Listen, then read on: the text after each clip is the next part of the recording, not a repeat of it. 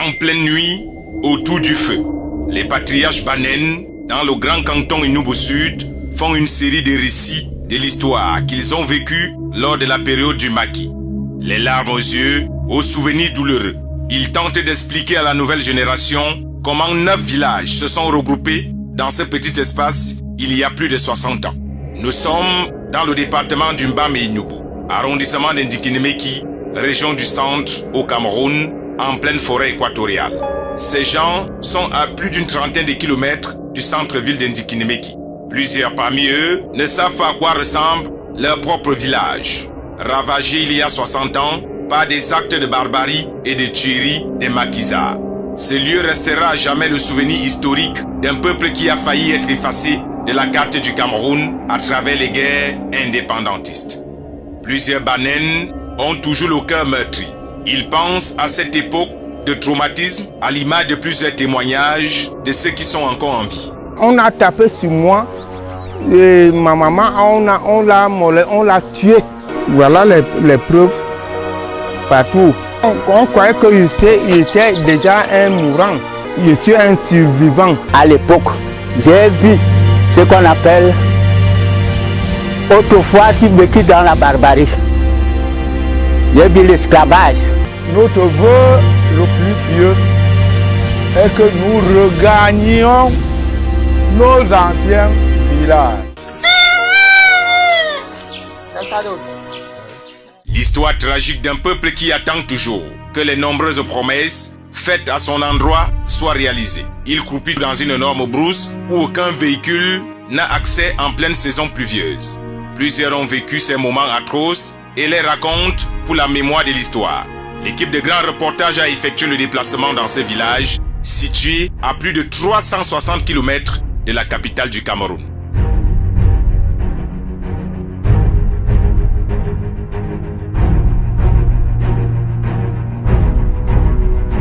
Les Banen du canton Inubu Sud n'ont toujours pas digéré ce qu'ils qualifient eux-mêmes de véritable génocide de leur peuple 60 ans après.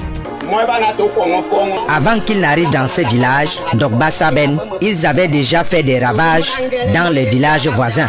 Leur premier coup de force ici, c'est lorsqu'ils ont coupé les oreilles des 2 femmes du chef et ils ont jeté les arbres dans la route pour la bloquer. Les gens sont venus tuer ma grand-mère. Ça m'a obligé de laisser l'école pour suivre ces rebelles. J'étais dans l'autodéfense. On restait là, on sillonnait tous les villages pour garder ce village. On a demandé de recruter les jeunes dans le village. On était encadrés par les militaires. Le premier combat, nous sommes partis en deux avant le pont de Tonga. On a réussi à tirer 3 maquis.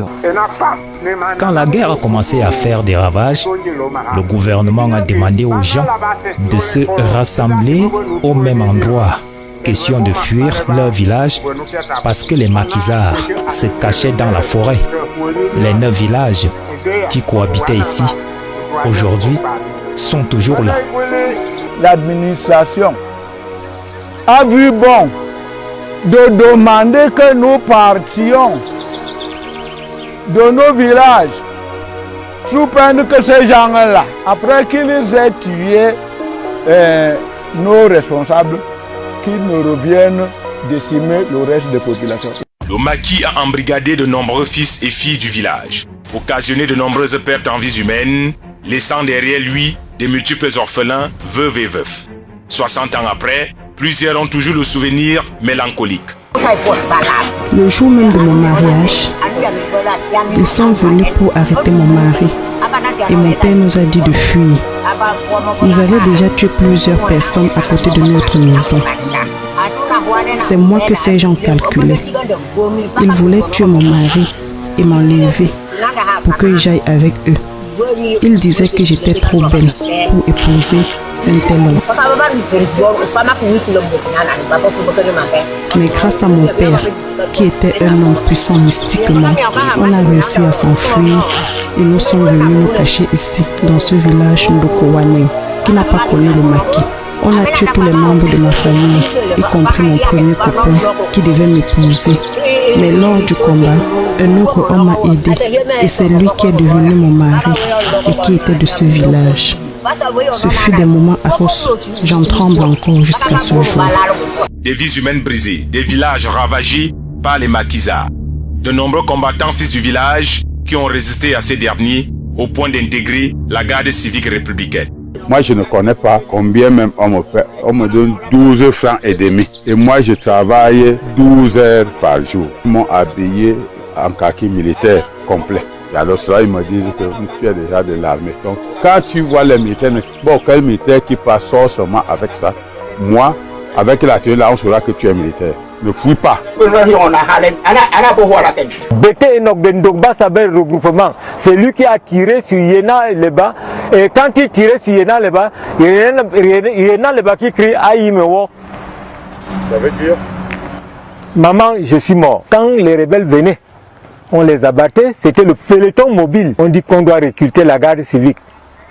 On nous recrute en Diki le 10 septembre 1965. C'est ainsi qu'on nous envoie à Tombel faire la formation. Et quand on finit la formation, on est rentré à Makéréné où on nous envoie à la 23e compagnie. 60 ans après les indépendances, le canton Enugu Sud continue à revendiquer la reconnaissance républicaine du peuple Banen qui s'est dit être la victime la plus excessive de cette barbarie à nul autre pareil du temps des indépendances.